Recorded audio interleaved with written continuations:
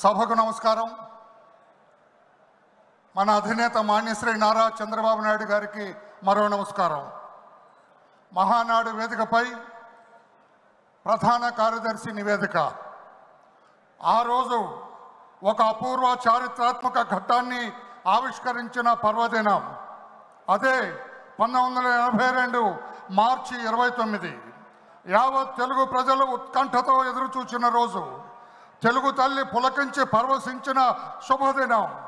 ఆనాడు అధికారంలో ఉన్న కాంగ్రెస్ పార్టీ అటు కేంద్రంలో ఇటు రాష్ట్రంలో తెలుగువాడి ఆత్మగౌరవాన్ని కించపరుస్తూ రాష్ట్ర నేతలను అడుగడుగున అవమానిస్తున్న వైనాన్ని గమనించిన తెలుగు జాతి ముద్దుబిడ్డ విశ్వవిఖ్యాత నట సార్వభౌముడు స్వర్గీయ నందమూరి తారక రామారావు గారు తెలుగుదేశం పార్టీని స్థాపించి 9 నెలల్లోనే తెలుగుదేశం పార్టీని అధికార పీఠాన అధిష్ఠింపజేసిన ఘన చరిత్ర మనందరికీ విదితమే. ఆ మహామనిషి జన్మదినం మనందరికీ పర్వదినం. ఆనాటి నుండి తెలుగుదేశం పార్టీ మహానాడు పేరిట ప్రతి సంవత్సరం ఒక జాతరగా జరుపుకుంటున్నాం. ఈనాడు కడప మహానగరంలో ఆ తారక రాముని 102వ జన్మదినం సందర్భంగా మహానాడు జరుపుకుంటున్నాం. ఈ మహానాడుకు దేశ విదేశాల నుండి తరలి వచ్చిన తెలుగుదేశం పార్టీ కుటుంబ సభ్యులందరికీ నా హృదయపూర్వక వందనం, అభివందనం. తారక రాముని తదుపరి పార్టీ పగ్గాలు చేపట్టిన మన ప్రీతమ నేత మాన్యశ్రీ నారా చంద్రబాబు నాయుడు గారు తెలుగుదేశం పార్టీ జాతీయ అధ్యక్షులుగా ఆనాటి నుండి ఈనాటి వరకు పార్టీని కడు సమర్థవంతంగా నడుపుతున్న తీరు అనన్య సామాన్యం, అజరామరం. మొక్కవోని విశ్వాసంతో మన నేత అచంచల దీక్షతో గుండె ధైర్యంతో ఎన్నో ఆటుపోట్లను తట్టుకొని ఈనాడు విజయపథంలో పార్టీని అధికార పీఠాన అధిష్ఠింపజేయటం అభినందనీయం.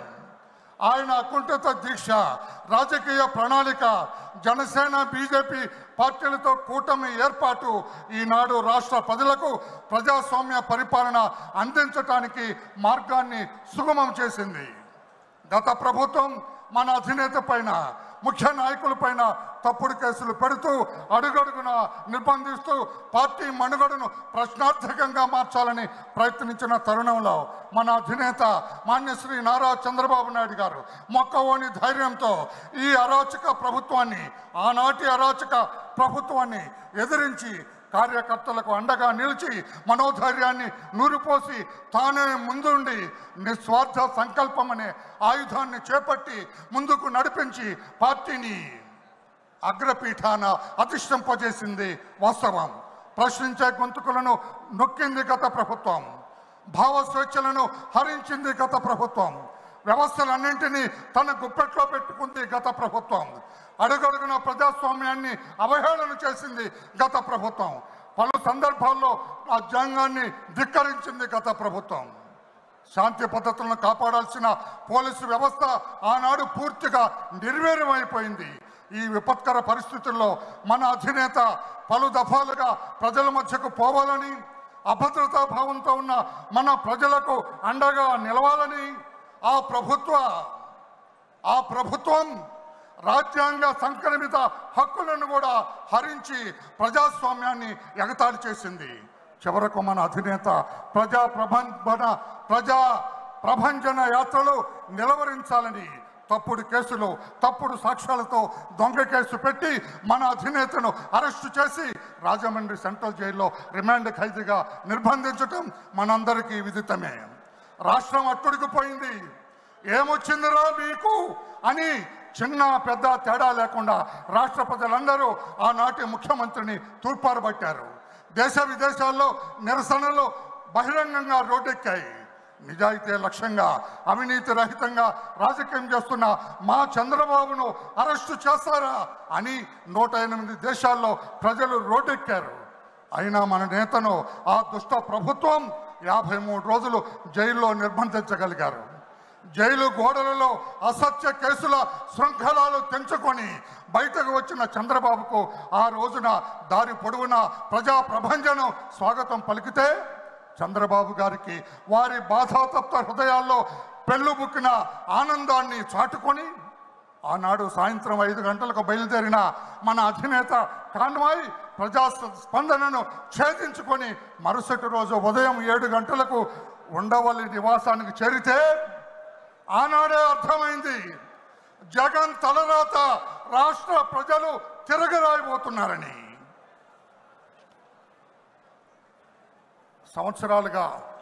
సంవత్సర కాలంగా మన అధినేత ముఖ్యమంత్రిత్వంలో కూటమి ప్రభుత్వం ఏర్పాటై ప్రజారంజక పరిపాలన అందిస్తూ ఉన్నది. పలు ప్రజాహిత కార్యక్రమాలను చేపట్టింది. అభాగ్యులై నిర్లిప్తతో నిరాశ నిస్పృహలతో కొట్టుమిట్టాడుతున్న రాష్ట్ర ప్రజానీకానికి భరోసానిచ్చింది. ఇది ప్రజాస్వామ్య పరిపాలన అని నొక్కి ఒక్కాణించింది. సూపర్ 6 పథకాల ద్వారా ప్రజల గుండెల్లో ఆత్మస్థైర్యాన్ని నింపింది. P4 ప్రవేశంతో పేదరికం నిర్మూలన సదుద్దేశంతో ప్రతి ఇంట పారిశ్రామికవేత్తలను తయారు చేయాలని సంకల్పించింది. మెగా డిఎస్సి ద్వారా నిరుద్యోగులకు శుభవార్తనిచ్చింది. నోటిఫికేషన్ విడుదల చేసింది.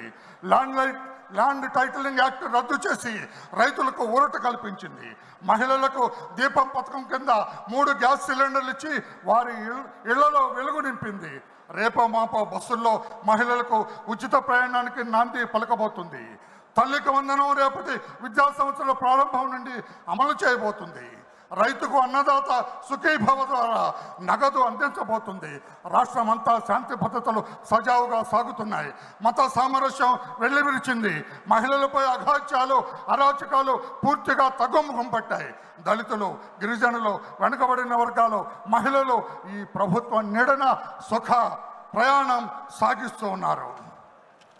ఈ పవిత్ర సమయాన ఈ మహాసభ చారిత్రాత్మకమైన నిర్ణయాలు తీసుకోవాల్సిన ఆవశ్యకత ఉందని మీ అందరికీ విజ్ఞప్తి చేస్తూ ఉన్నా.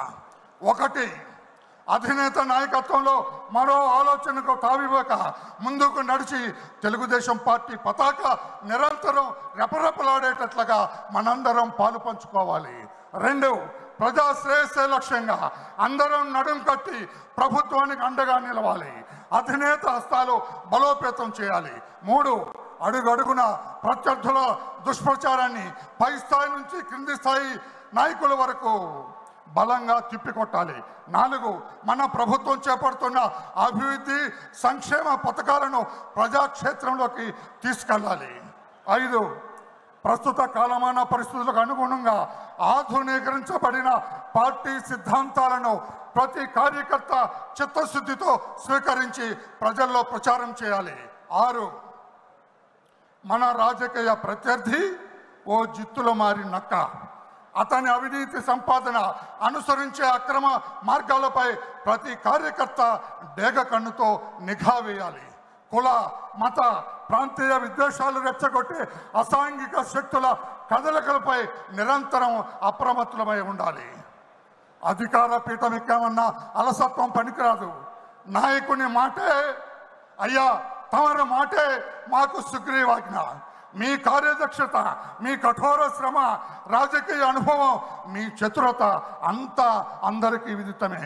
ఆర్య, చంద్రబాబు నాయక, మీరు ఆదేశించండి, మేము పాటిస్తాం. ఎట్టి పరిస్థితుల్లో అవినీతి పరులకు అధికారం దక్కనివ్వం. అప్రజాస్వామికులను ప్రజాక్షేత్రానికి రానివ్వం. ఎందరో మహానుభావుల త్యాగ ఫలం ఈనాడు అధికార పీఠం. మీ నాయకత్వమే మాకు శ్రీరామ రక్ష. అందుకే ఈ మా అందరి నడక మీ వెంటే, మీ అడుగుజాడల్లో నడుస్తాం. రాష్ట్ర సర్వతోముఖాభివృద్ధి అనే యజ్ఞంలో సమిధలుగా మారుతాం. మీ మాటే మా బాట, ఇదే మా అందరి భాష.